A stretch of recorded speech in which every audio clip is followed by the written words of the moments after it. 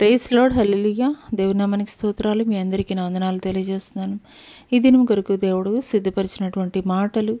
ప్రియ సహోదరి సహోదరుడా, క్రీస్తుని వెంబడిస్తున్నటువంటి నీవు నీ జీవితంలో దేవుడిచ్చినటువంటి సర్వ స్వాతంత్రాన్ని కూడాను దేవుని చిత్తానికి లోబడి, దేవుని యొక్క విధేయతకి లోబడి నీ జీవితాన్ని కొనసాగిస్తున్నావా, లేదా నీ స్వచిత్తాన్ని నీ జీవితంలో కొనసాగిస్తున్నావా? అయితే ఈ మాటలు దేవుడు నీ కొరికే మాట్లాడుతున్నారు. అన్నిటి యందు నాకు స్వాతంత్రం కలదు కానీ అన్నీ చేయదగినవి కావు.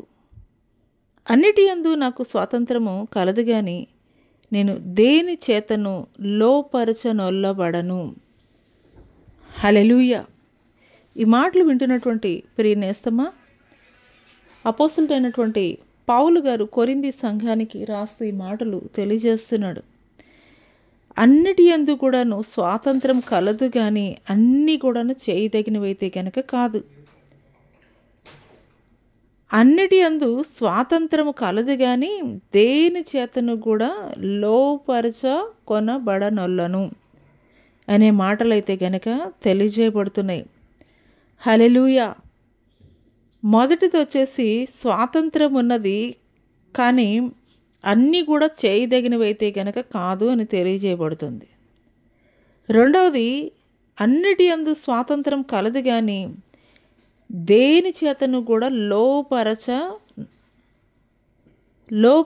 కొనబడనొల్లను అనే మాటలైతే తెలియజేయబడుతుంది. చిన్న ఎగ్జాంపుల్ చెప్పాలంటే, ఆదికాండంలో ఆదాము అవ్వలకి దేవుడు సర్వస్వాతంత్రాన్ని ఇచ్చాడు. ఈ భూమిని మరి ఫలింపచేయండి, మీరు ఏలండి అని తెలియజేశాడు. ఈ యొక్క ఏదైనా వనములో ఉన్నటువంటి సకల వృక్ష ఫలాల్ని కూడా మీరు భుజించవచ్చు. ఈ యొక్క మంచి చెడుల తెలివినిచ్చేటువంటి వృక్ష ఫలాలను మాత్రము మీరు తినకూడదని దేవుడు ఆజ్ఞాపించాడు. ప్రతిదినము చల్లపూట వేళ దేవుడు వారితోటి సంచరించేవాడు, వారితోటి సంభాషించేవాడు. కానీ దేవుడు ఏ చెట్టు ఫలాలనైతే తినవద్దని తెలియజేశాడో, సర్పము యొక్క కుయుక్తి ద్వారా అదే చెట్టు ఫలాలు తినడం ద్వారా, దేవుడు ఏ చెట్టు ఫలాలైతే తినవద్దని చెప్పాడో సర్పము యొక్క మాట వినడం ద్వారా అవ్వమ్మ తినడం మాత్రమే కాదు, ఆదాముకు కూడా ఇచ్చింది. అంటే అక్కడ దేవుడు స్వతంత్రాన్ని ఇచ్చాడు, కానీ ఒక ఆజ్ఞ పెట్టాడు. ఈ చెట్టు ఫలాలు మాత్రం మీరు తినొద్దు, సమస్తాన్ని కూడాను మీకు లోబరుస్తున్నానని చెప్పాడు. కానీ అక్కడ ఆదాము అవ్వలు ఎందుకు పడిపోయినటువంటి స్థితిలోనికి వెళ్ళిపోయారంటే, అపవాది యొక్క మాటలు వినడం ద్వారానే వారు శాపాన్ని కొని తెచ్చుకున్నారు. ఆ యొక్క ఏదేను వనము నుండి వెళ్ళగొట్టబడినటువంటి వారిగా ఉన్నారు. దేవుని యొక్క శాపానికి ప్రాప్తులుగా ఉన్నట్లుగా అయితే కనుక లేఖనం తెలియజేస్తుంది. హల్లెలూయా. దేవుడు సర్వస్వాతంత్రాన్ని కూడా దేవుడు మనకిస్తున్నాడు. ఇదిగో జీవ మరణాల్ని నీకు ఎదురుగా నేను ఉంచాను, శాపమా దీవెన ఈ రెండు కూడా నీ ముందు ఉంచాను, నువ్వు ఏది చూజ్ చేసుకుంటావో అది నీ ఇష్టం అని దేవుడు తెలియజేస్తున్నాడు. హల్లెలూయా. ఈ మాటలు వింటున్నటువంటి ప్రియ నేస్తమా, దేవుడు అన్నిటి మీద కూడాను దేవుడు మనకి స్వతంత్రతను ఇచ్చాడు. కానీ కొన్ని కండిషన్స్ కూడా పెట్టారు. అవి ఏంటి అనంటే గనక అన్నిటి యందు కూడా స్వాతంత్రం ఉంది, చేయదగినవేవో చేయతగనివేవో కూడాను తెలుసుకునేటువంటి జ్ఞానాన్ని కూడాను దేవుడు నీకు ఇచ్చాడు.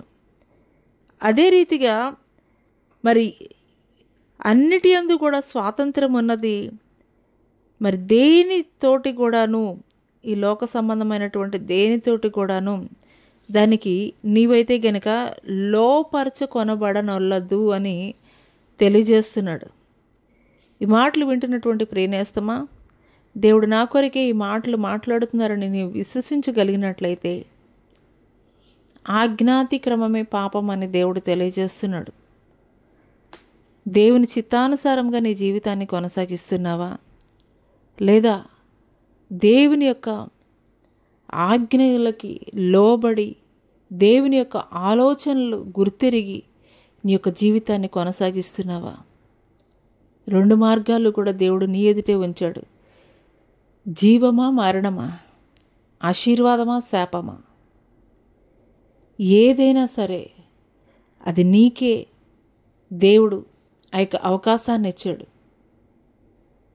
ఈ యొక్క ఉదయకాల సమయంలో పరిపూర్ణంగా దేవుడు నాతో మాట్లాడుతున్నారని నీవు నమ్మగలిగినట్లయితే దేవుడిచ్చినటువంటి స్వాతంత్రాన్ని మనం పొందుకుంటూనే ఆయన ఆజ్ఞల్ని గైకొంటూ మన జీవితాన్ని కొనసాగించేటువంటి వారముగా ఉందాము. దేవుని యొక్క ఆశీర్వాదాలు, ఆయన కృపను పొందుకునేటువంటి వారముగా ఉందాము. అట్టి కృప దేవుడు మీకు దయచేయునుగాక. ఆమేన్.